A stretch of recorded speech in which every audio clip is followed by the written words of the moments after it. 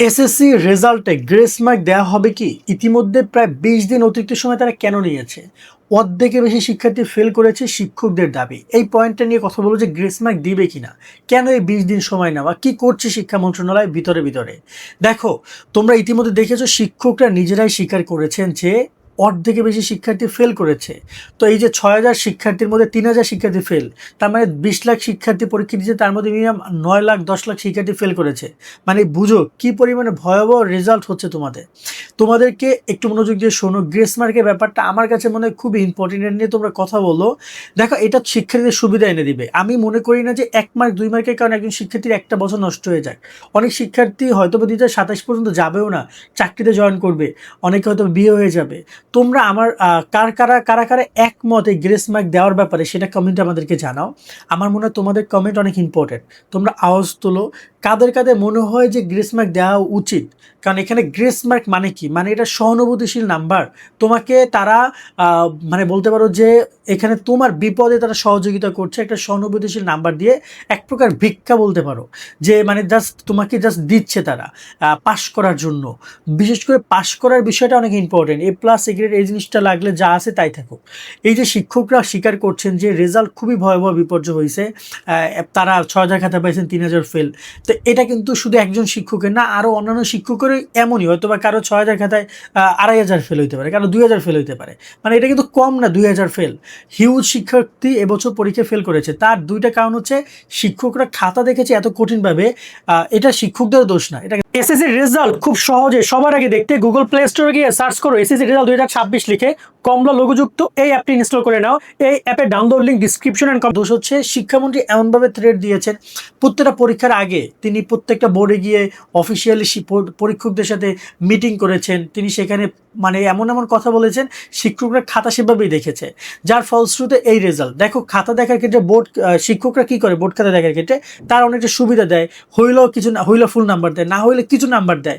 কিন্তু এবছর শিক্ষকরা কোনো নাম্বার দেয় না, যেখানে হয় না। সৃজনশীল মানে ট্রাই করার কারণে কিন্তু নাম্বার পাওয়ার কথা, কিন্তু এবছর প্রশ্নের উত্তর মিলছে তবেই নাম্বার পাইছো, প্রশ্ন উত্তর মেলে নাই, কোনো নাম্বারই নাই, জিরো দিয়ে দিছে। এবং যার কারণে শিক্ষার্থীরা সবচেয়ে বেশি শিক্ষার্থী ফেল করেছে। এখন এই যে পয়েন্ট অফ ভিউটা যে কোনো নাম্বার দেওয়া হয় না সৃজনশীল লেখার ক্ষেত্রেও, এটা আসলে শিক্ষকদের যতটা দোষ আছে, বা শিক্ষকরা ওনাদের চাকরি বাঁচাইতে এখানে জাস্ট এই জিনিসটা করে গেছে।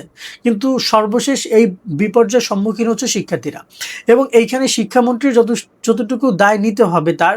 কেননা যদি শিক্ষকরা খাতা দেখায় তাদেরকে ফ্রিডম দেওয়া না হয়, তিনি যদি বলেন যে কোনো শিক্ষক খাতা দেখে অনিয়ম করলে, অতিরিক্ত বেশি নাম্বার দিলে তার বিরুদ্ধে ব্যবস্থা নিব, তো শিক্ষকরা তো তাদের চাকরি বাঁচাইতে তো তারা তো আসলে একটু নাম্বার কমাই দেবেনি, বা তারা একদম নিখুঁতভাবে খাতা দেখবেন, কোনো প্রকার এক্সট্রা ফ্যাসিলিটি দিবে না। কিন্তু বোর্ড পরীক্ষা বিভিন্ন সময় এক্সট্রা ফ্যাসিলিটি শিক্ষার্থীরা পাইতো। যেমন একটু লিখেছে, হয়তো ভুল হয়েছে, শেষের দিকে ভুল হয়েছে কিন্তু প্রথম দিকে সঠিক ছিল, তাকে ১ নম্বর ২ নম্বর দিত। গণিতের ক্ষেত্রে বিশেষ করে গণিত, ইংরেজি, তারপর হচ্ছে তোমার এখানে ফিজিক্স, কেমিস্ট্রি, এই সাবজেক্টগুলোতেও সবচেয়ে বেশি রেজাল্ট খারাপ হয়েছে। এখন গ্রেস মার্কের ব্যাপারটা নিয়ে কি হয়েছে দেখো, আমরা গ্রেস মার্ক দেওয়া, এখানে মূলত রেজাল্ট প্রকাশ হয় তোমার কিন্তু ৬০ দিনে, কিন্তু এবছর রেজাল্ট দিচ্ছে ৮০ দিন। এই ২০ দিন বোর্ড কেন নিচ্ছে? রেজাল্ট অলরেডি যতটুকু আমরা জানি ৬০ দিনের রেজাল্ট তৈরি হয়ে গেছিল।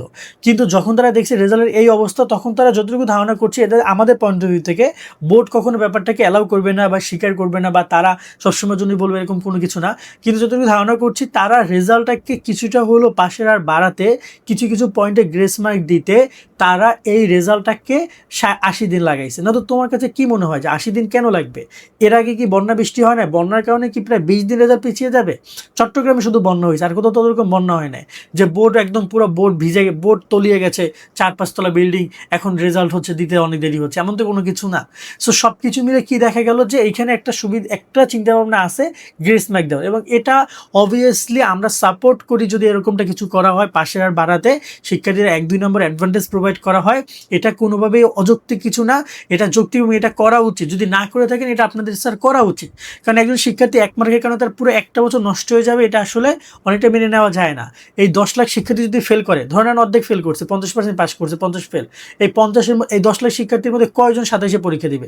মিনিমাম ১ লাখ ২ লাখ শিক্ষার্থী ঝরে পড়ে যাবে। তারা হয় চাকরি করবে, কারো বিয়ে হয়ে যাবে, কারো হচ্ছে যে মাদকগ্রস্ত হয়ে যাবে, মানে এমন একটা অবস্থার মধ্যে পড়ে যাবে। সো আপনারা ওদেরকে আটকে না রেখে ওদেরকে সামনে যাওয়ার সুযোগটা করে দেন। ঠিক আছে, 1 মার্কের কারণে একটা শিক্ষার্থী একটা বছর নষ্ট করে না, এই অনুরোধটা করবো আপনাদেরকে। সো আশা করি আপনারা বুঝেছেন এবং তোমরা বুঝেছো।